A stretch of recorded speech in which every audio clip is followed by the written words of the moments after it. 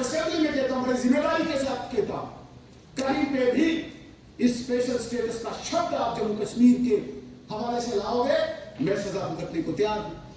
फिर तो कौन सा 370 अलग चीज है, स्पेशल स्टेटस पहले डिफाइन करो ये है क्या। और जब हुआ, आप पढ़िए, मैं चैलेंज करता हूं नजीर कुरैशी साहब, कॉन्स्टिट्यूशन ऑफ इंडिया लाइए और मुझे कहिए जम्मू कश्मीर के हवाले से स्पेशल स्टेटस वर्ड है कहीं पे, इसलिए वो बाय डिफॉल्ट रिजेक्ट होता है। गुड, फिर ये आगे में आप स्टेटहुड चाहिए, छोड़िए, डाइजेस्ट हो गया, सब तो हो गया, 370 डाइजेस्ट हो गया, क्या करना आप स्टेटहुड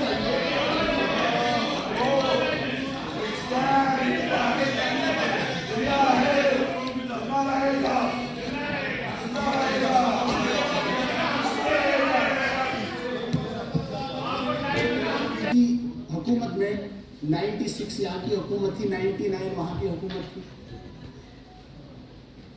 सोज साहब को बाहर निकाला गया, बाहर आप जाइए। क्यों? क्योंकि इस कैबिनेट में हमने रेजोल्यूशन को रिजेक्ट करना है, वो हमने थोड़ी निकाला, हमारे पास मेंबरशिप थी नहीं उसकी, उसी कैबिनेट ने कोटा दिया होता है। जब ये खुद वहां पे बैठे होते हैं कैबिनेट में, तब जो आए कोटा आए, प्रिवेंशन ऑफ टेररिज्म एक्ट, तब टेररिस्ट डिसरप्टिव एक्टिविटीज एक्ट आए, कोई भी एक्ट आए, वेल एंड गुड। लेकिन जब हम वहां पे नहीं है, तब हम कश्मीर को बोलेंगे दिल्ली आपकी दुश्मन है, हमारी नहीं। हम तो शादी ब्याह में भी जाते हैं, हमारी अच्छी दोस्ती है, वहां पे भी हमें भी इजाजत नहीं, मेरे जैसे व्यक्ति को भी नहीं, जहां पे कुछ लोगों को वहां पे इजाजत है जाने की, खुली इजाजत है। फिर तकलीफ क्यों हो रही है वहां पे, ऐसे क्यों बोलो? सच बोलो, कश्मीर के लोगों को सच बोलो कि हमारी दोस्ती है, आप भी दोस्ती करिए, सब दोस्त बनिए, आप वो दुश्मनी का कार्ड में नहीं दिखाइए, बांध के रखो, एक बस उंगली ऐसे करके होते हैं, ऐसे उंगली। मैं कहना चाहता हूं, ये स्टेटहुड के समर्थन में हम है, लेकिन ये स्टेटहुड तब आएगा जब मोदी जी को एक पूरा विश्वास होगा कि यहां पे कोई वामिद जैसा, तुफैल मत्तू जैसा अपने मां बाप से जुदा नहीं होगा, यहां पे पेलेट गन नहीं चलेगी। क्या बात करते हो? यहां पे कोई कश्मीरी बच्चा गोलियों का शिकार नहीं होगा, ये हम वादा देते हैं। यहां पे सेवान से कश्मीर के उन बच्चों को, उन माता पिताओं को जो अपने बच्चे उस डर के माहौल में स्कूल भेजते थे, ये मोदी जी का हिंदुस्तान है। और स्टेट तब आएगा जब पूरा इंश्योर किया जाएगा कि यहाँ पे किसी भी बच्चे पे गोली नहीं चलेगी। ये हम क्या करेंगे?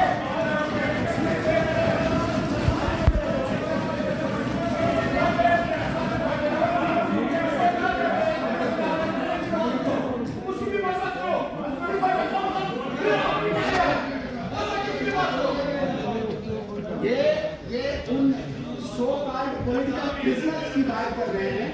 मेरी बात बड़ी गौर से सुनना, थोड़ी सी तीखी है बातें, लेकिन सच्चाई। हिलाल साहब बड़े वो होल्ड करके उठते हैं, बड़ी वो बॉडी बनाई है, यहाँ बातों से ये तथ्य से प्रहार किया जाता है, ये नहीं बाबू होल्ड करके। हम थोड़े से शरीर में कमजोर हो सकते हैं, आप डराइए नहीं हमें। उन लोगों को पॉलिटिकल प्रिजनर बनाया जाता है, आप कहते हो, वो किसने बनाए हैं प्रिजनर? आपकी सरकार ने बनाए हैं। फर्स्ट टाइमर कोई नहीं है, जाके देखिए, 3-3 बार पहले आपकी सरकार ने उनको जेल रखा था। आपके टाइम जब स्टेट थी, जब यूनिफाइड कमांड के हेड यहाँ पे चीफ मिनिस्टर हुआ करते थे, तब उस वक्त उनको नाम दर्ज किया गया, ओवरग्राउंड वर्कर नाम दिया। मोदी जी ने नहीं दिया, अमित शाह जी ने नहीं दिया, आप लोगों ने दिया, रजिस्टर आपने क्या किए थे। नहीं तो मोदी जी को कौन सा पता है तो किसी गांव में जावेद बेग साहब का नाम ये है और इसका ये कसूर है। 3 बार जेल आपने रखे थे, वो इसलिए रखे थे, उनके माथे पे आपने स्टैंप लगाई थी। ये प्रॉब्लम करता है लॉ एंड ऑर्डर में। आप उसको दोहरे चरित्र से वो ट्रीट कर रहे थे। 2 दिन बाहर लाओ, पत्थर फेंको, फिर 4 दिन अंदर रखो, ताकि दोनों चीजें आपकी चलती रहे, हालात भी खराब होते रहे और उनपे भी स्टैंप होती रहे। हमने एक ही चरित्र दिखाया, एक ही चेहरा बताया, हमने कहा जेल भेजो, आज छांटिए।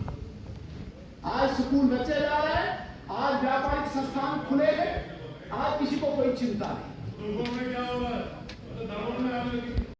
36 साल क्यों बनता रहा? क्योंकि आप उसके पीछे थे। पहली बार 36 सालों में 2025 का साल हो गया जब कोई टेररिस्ट जम्मू कश्मीर का नहीं बना। भारत सरकार के सामने सबसे बड़ी चुनौती होती थी। भारत सरकार के सामने सबसे बड़ी चुनौती के साथ क्या होती थी? जब अपनी ट्रेजेडी का बच्चा बंदूक उठाए और फोर्सेस के सामने खड़ा हो जाए और फोर्सेस को मजबूरन गोली चलानी पड़ती थी। आज पहली बार आपने कोई गोली नहीं खाई, बैठो तो गोली मैंने खाई है। आपने कोई गोली अपने देश से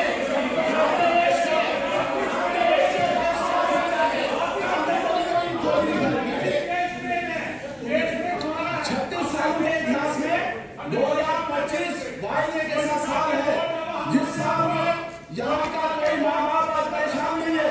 जिस 2025 में कोई भी टेररिस्ट नहीं बना, कोई भी टेररिस्ट रिक्रूट नहीं हुआ। ये सफलता नहीं है। आप कहते हो ऐसे हुआ, ओवरनाइट हुआ, बस आप यहाँ पे बैठे तब नहीं बने। आप जब यहाँ पे बैठे थे तब 3-3, 400 नौजवान बंदूक उठाते थे। पहली बार मोदी गवर्नमेंट को सपोर्ट की, भारत की रक्षा नीति को, भारत की सुरक्षा नीति को आज कश्मीर के लोगों ने एक्सेप्ट किया, नौजवानों ने एक्सेप्ट किया। यही हम चाहते थे। आप सिर्फ अपने लिए दोस्ती रखते थे। आज कश्मीर का हर युवा भारत का दोस्त बना, इसलिए बंदूक तो उसे लात मारी है और उन्होंने सबूत भी दिया। सर्जिकल ये इनको तर्जुमानी उधर की करनी है, इनकी तर्जुमानी करनी। सवाल ये पैदा होता है, सवाल नहीं। आप क्या बोलना चाहते हो? जो हमारे बीएसएफ वहां खड़ी है वो क्या वैसे ही है? नहीं, मतलब वो बीएसएफ की कोई कमजोरी है? कमजोरी ये नहीं है।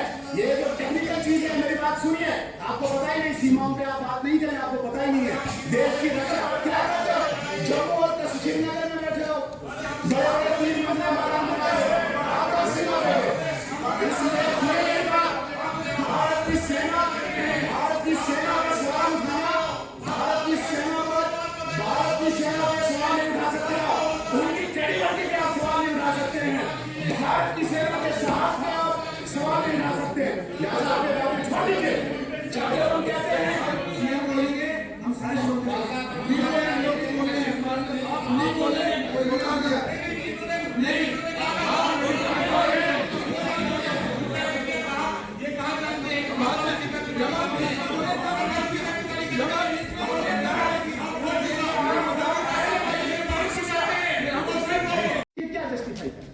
आपकी दोस्ती सजा उसके साथ यासीन मलिक के साथ हो सकती है। आप जाइए केस करिए उसका। ये अवार्ड इसलिए नहीं बनी है कि आप जस्टिफिकेशन देने के लिए वहां, इसलिए आपकी अगर दोस्ती, आप जाके वहां जाइए। आप चाहे पीडीपी हो, चाहे सजाद लोन साहब है, अपने इंजीनियर रशीद साहब के भाई हैं खुर्शीद साहब, इसकी भी मजबूरी उधरी के लिए जाती है। हमारे यहाँ पे कांग्रेस के कुछ मेंबर हैं, आज थोड़ी बहुत हिम्मत करा साहब ने की, पता नहीं उमर साहब का फोन राहुल गांधी जी को कब जाएगा, पता नहीं इनको क्या एक्शन भी हो, मुझे डर लग रहा है। हमारे बड़े मोजिज आदमी हैं, आज थोड़ी बहुत फायरिंग की, इन्होंने प्रयास किया है, कोशिश की है। अदरवाइज तो यहाँ सब एक तरफा लग रहा है। ऐसे क्या होता था, जो अपोजिट है वो इकट्ठे होते थे। यहाँ तो सत्ता के साथ ही मिले, कहीं इनको मजबूरी है। ये तो हम कहेंगे त्रेता युग से होता चला आ रहा है। ब्रिटिशर्स के टाइम पे भी हुआ, मुगलों के टाइम भी हुआ, कुछ लोग चले जाते, इस बार भी कुछ लोग दिए हैं आपको, लेकिन कुछ जिनको तो वो मजबूरी नहीं है वो तो रहो।